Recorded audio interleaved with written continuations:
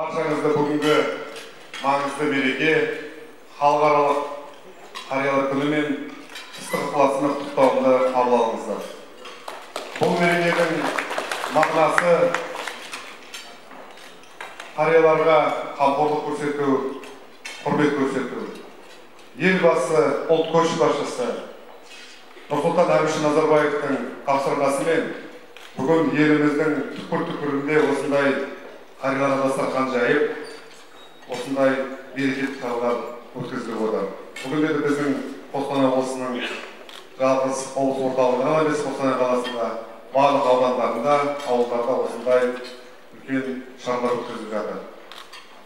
Мен бүгін осы шараны ұйымдастырған қоғамдық қор, ата деген қордың басшыларына өз алғысымды білдіремін. Осындай қамқорлық көрсетіп жатыр.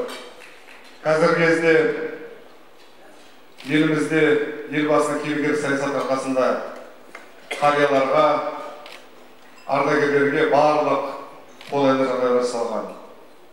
Коммуналдық төлемдерден босату, уақытында барлық әлеуметтік төлемдер төленіп жатыр. Соның ішінде Ұлы Отан соғысына қатысушы ардагерлерге,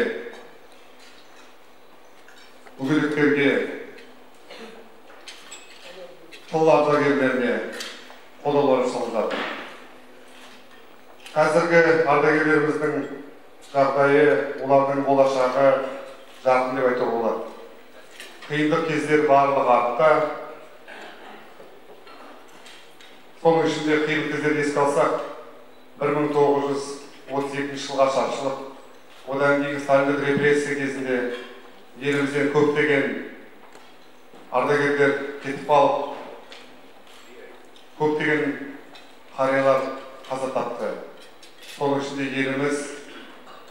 еліміздің халқымыздың даналығы мен даналығынан және алтын қорынан айрылық деп айтуға болады. Қазір мен елбасының саясаты арқасында шүкіршілік, ешқандай қиындықтар жоқ. Барлық қолайлылықтар жасалуда. Сіздерді осы мерекеде жақсы көңілдеріңізді көргеніме мен өте қуаныштымын. Рахмет, тілегіңіз қабыл болғай.